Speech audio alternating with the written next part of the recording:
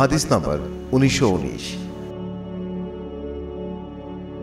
আবুল ইয়ামান রহমতুল্লাহ আলাইহি আবু হুরায়রা রাদিয়াল্লাহু আনহু থেকে বর্ণিত, তিনি বলেন, আপনারা বলে থাকেন রাসূলুল্লাহ সাল্লাল্লাহু আলাইহি ওয়াসাল্লাম থেকে আবু হুরায়রা রাদিয়াল্লাহু আনহু বেশি বেশি হাদিস বর্ণনা করে থাকে এবং আরও বলেন, মুহাজির ও আনসারদের কি হলো যে তারা তো রাসূলুল্লাহ সাল্লাল্লাহু আলাইহি ওয়াসাল্লাম থেকে হাদিস বর্ণনা করেন না।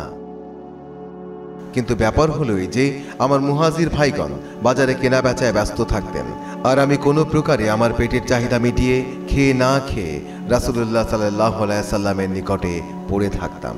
তারা যখন কাজের ব্যস্ততায় অনুপস্থিত থাকতেন, আমি তখন উপস্থিত থাকতাম। তারা যা ভুলে যেতেন আমি তা সংরক্ষণ করতাম, আর আমার আনসার ভাইয়েরা নিজেদের ক্ষেত খামারের কাজে ব্যাপৃত থাকতেন। আমি ছিলাম আসহাবে সুফফার মিসকিনদের এক মিসকিন। তারা যা ভুলে যেতেন আমি তা সংরক্ষণ করতাম। রাসূলুল্লাহ সাল্লাল্লাহু আলাইহি ওয়াসাল্লাম তাঁর এক বর্ণনায় বললেন, আমার এই কথা শেষ না হওয়া পর্যন্ত যে কেউ তার কাপড় বিছিয়ে দিবে এবং পরে নিজের শরীরের সাথে তার কাপড় জড়িয়ে নেবে, আমি যা বলছি সে তা স্মরণ রাখতে পারবে। আবু হুরায়রা রাদিয়াল্লাহু আনহু বলেন, আমি আমার গায়ের চাদরখানা বিছিয়ে দিলাম যতক্ষণ না রাসূলুল্লাহ সাল্লাল্লাহু আলাইহি ওয়াসাল্লাম তাঁর কথা শেষ করলেন। পরে আমি তা আমার বুকের সাথে জড়িয়ে ধরলাম। ফলে আমি রাসূলুল্লাহ সাল্লাল্লাহু আলাইহি ওয়াসাল্লামের সেই কথার কিছুই ভুলিনি। হাদিস নাম্বার 1920। আব্দুল আজিজ ইবনু আব্দুল্লাহ রহমতুল্লাহ আলাইহি আব্দুর রহমান ইবনু আউফ রাদিয়াল্লাহু আনহু থেকে বর্ণিত, তিনি বলেন, আমরা যখন মদিনায় আসি তখন রাসূলুল্লাহ সাল্লাল্লাহু আলাইহি ওয়াসাল্লাম আমার এবং সাদ ইবনু রাবি রাদিয়াল্লাহু আনহু এর মাঝে ভ্রাতৃত্ব বন্ধন করে দেন। পরে সাদ ইবনু রাবি বললেন, আমি আনসারদের মাঝে অধিক ধন সম্পত্তির অধিকারী, আমার অর্ধেক সম্পত্তি তোমাকে ভাগ করে দিচ্ছি এবং আমার উভয় স্ত্রীকে দেখে যাকে তোমার পছন্দ হয় বলো, আমি তাকে তোমার জন্য পরিত্যাগ করব। যখন সে ইদ্দত পূর্ণ করবে তখন তুমি তাকে বিবাহ করে নেবে। আব্দুর রহমান রাদিয়াল্লাহু আনহু বললেন, এসবে আমার কোনো প্রয়োজন নেই, বরং আপনি বলুন ব্যবসা বাণিজ্য করার মতো কোনো বাজার আছে কি? তিনি বললেন, কায়নুকার বাজার আছে। পরের দিন আব্দুর রহমান রাদিয়াল্লাহু আনহু সে বাজারে গিয়ে পনির ও ঘি খরিদ করে নিয়ে আসলেন। এরপর ক্রমাগত যাওয়া আসা করতে থাকেন। কিছুকাল পরে আব্দুর রহমান রাদিয়াল্লাহু আনহু এর কাপড়ে বিয়ের মেহেদি দেখা গেল। এতে রাসূলুল্লাহ সাল্লাল্লাহু আলাইহি ওয়াসাল্লাম তাকে জিজ্ঞাসা করলেন, তুমি কি বিবাহ করেছো? তিনি বললেন, হ্যাঁ। তিনি জিজ্ঞাসা করলেন, সে কে? তিনি বললেন, জনৈকা আনসারী মহিলা। তিনি জিজ্ঞাসা করলেন, কি পরিমাণ মোহর দিয়েছ?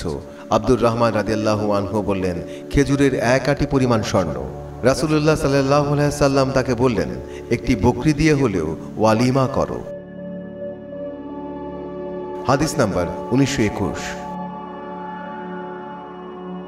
আহমদ ইবনে ইউনুস রহমতুল্লাহ আলাইহি আনাস রাদিয়াল্লাহু আনহু থেকে বর্ণিত, তিনি বলেন, আব্দুর রহমান ইবনে আউফ রাদিয়াল্লাহু আনহু মদিনায় আগমন করলে রাসূলুল্লাহ সাল্লাল্লাহু আলাইহি ওয়াসাল্লাম তাঁর ও সাদ ইবনু রাবি আনসারীর মাঝে ভ্রাতৃত্ব বন্ধন করে দেন। সাদ রাদিয়াল্লাহু আনহু ধনী ব্যক্তি ছিলেন। তিনি আব্দুর রহমান রাদিয়াল্লাহু আনহুকে বললেন, আমি তোমার উদ্দেশ্যে আমার সম্পত্তি অর্ধেক অর্ধেক ভাগ করে নিতে চাই এবং তোমাকে বিবাহ করিয়ে দিতে চাই। তিনি বললেন, মহান আল্লাহ তাআলা তোমার পরিবার ও সম্পদে বরকত দান করুন, আমাকে বাজার দেখিয়ে দাও। তিনি বাজার হতে মুনাফা করে নিয়ে আসলেন পনির ও ঘি। এভাবে কিছুকাল কাটালেন। একদিন তিনি এভাবে আসলেন যে তার গায়ে বিয়ের মেহেদির রঙের চিহ্ন লেগে আছে। রাসূলুল্লাহ সাল্লাল্লাহু আলাইহি ওয়াসাল্লাম তাকে জিজ্ঞাসা করলেন, কি ব্যাপার? তিনি বললেন, ইয়া রাসূলুল্লাহ, আমি জনৈকা আনসারী মহিলাকে বিবাহ করেছি। তিনি জিজ্ঞাসা করলেন, তুমি তাকে কি দিয়েছ? তিনি বললেন, খেজুরের 8 আটি পরিমাণ স্বর্ণ। তিনি বললেন, একটি বকরি দিয়ে হলেও ওয়ালিমা করো। হাদিস নাম্বার 1922।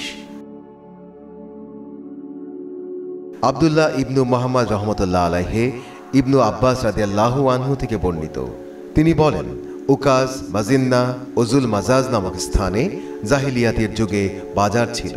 ইসলামের আবির্ভাবের পরে লোকেরা ওই সকল বাজারে যেতে গুনাহ মনে করতে লাগলো। ফলে আল কুরআন মজিদের আয়াত নাজিল হলো, তোমাদের রবের অনুগ্রহ সন্ধানে তোমাদের কোনো পাপ নেই।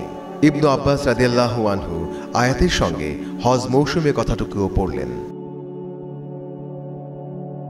হাদিস নাম্বার 1923।